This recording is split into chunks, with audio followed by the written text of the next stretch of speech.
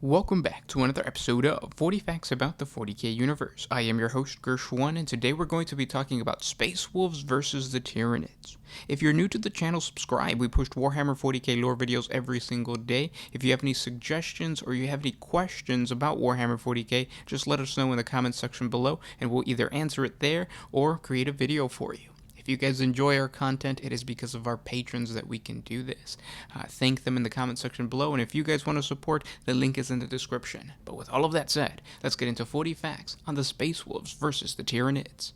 The long and glorious history of the Space Wolves is filled with thousands of epic campaigns stretching across the entire Milky Way galaxy. And although the sons of Leman Russ have never turned down a fight and have collided with almost every foe imaginable, there is a special hatred found deep inside every Space Wolf's two hearts for the Great Devourer.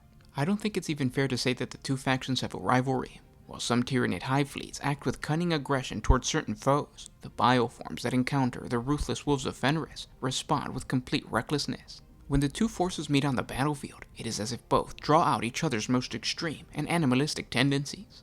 Like rabid wild animals fighting for the last piece of meat, each faction will willingly lose it all so long as the other doesn't achieve victory.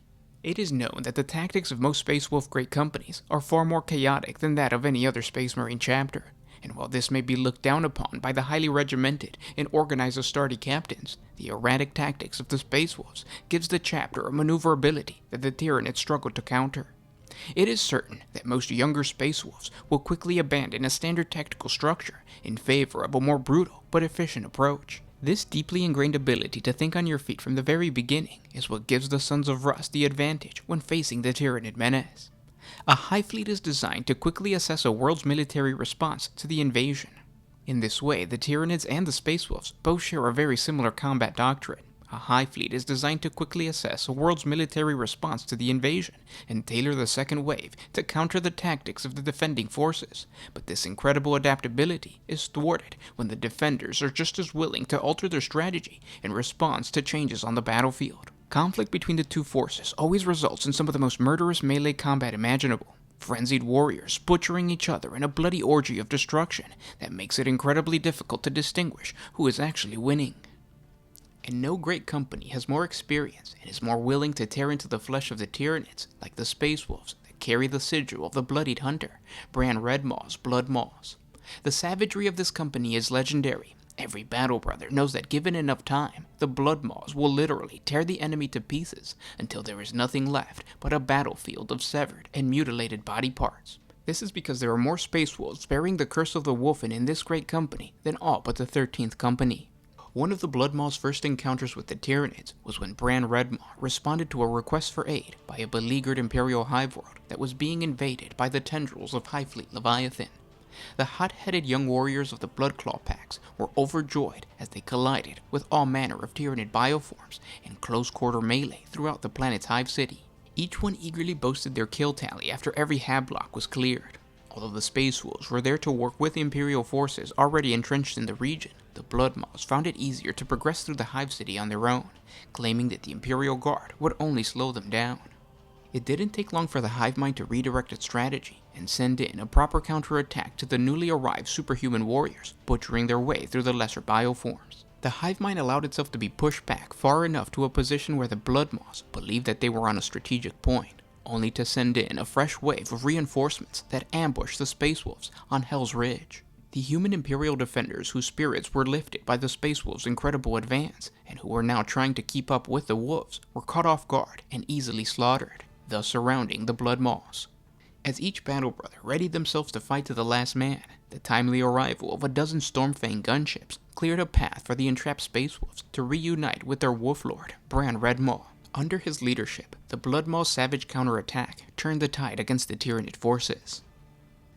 Many years later, the Bloodied Hunters would get another chance to face off against the Tyranids during the Battle of Montburg Spaceport. When Hive Fleet Colossus descended in force upon the civilized world of Thrasax, the forces garrisoned there proved unable to stop the Tyranid invaders. Imperial High Command called for all the remaining forces to withdraw and leave the settlers of the planet to their fate so that the Tyranids could be exterminated from space. Bran Redmaw, resupplying upon the planet at that time, objected fiercely to this dictate. He sent 2 full squads of Grey Hunters to reinforce the vital spaceport of Montburg so that the people of the planet could evacuate. A few days before the attack, the Grey Hunters intensively trained the menfolk of Montburg, putting the fear of Fenris into any who considered desertion. Against all odds, the Grey Hunters and their new recruits held the wall for the spaceport against the Tyranid swarms, buying the civilians enough time to escape. When the 6 surviving Grey Hunters finally withdrew from the spaceport, Imperial High Command demanded that they be stripped of all of their honors for disobeying their direct command. Instead, Bran Redmaw promoted all 6 into his personal wolf guard in recognition for their valor. And those were 40 facts on the Tyranids versus the Space Wolves. I hope you guys enjoyed this video. Shout out to Nerd Daddy Paints on Instagram. This was a suggestion that he gave us. If you have any suggestions, you could either ask us in the comment section below, or you could hit us up on Instagram and Facebook also. Those are the 2 platforms that we are the most active on. The Sound Alchemist takes over the Facebook. I usually take over Instagram. So if we don't, for whatever reason, don't respond to you in the comment section, because sometimes the comment section does get a little reckless, just hit us up on Instagram or Facebook, and we can work something out to either create a video for you or just answer a question that you might have. Now we're going to talk more about the Tyranids versus the Space Wolves. Like I said, this is a very common... the 2 factions fighting each other is very common just because the 2 armies are very similar. They're both brutal melee combat armies, so there is more lore for them to come.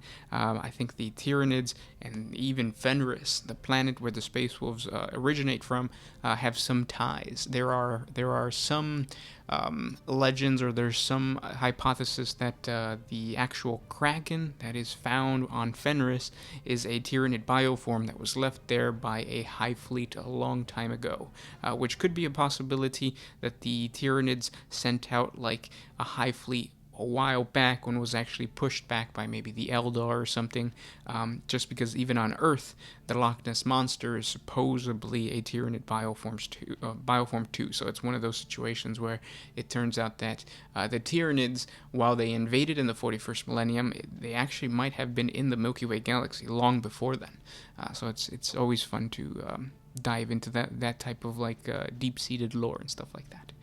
But again, thanks for listening, and I will talk to you tomorrow. This was Gershwan with One Mind Syndicate signing out.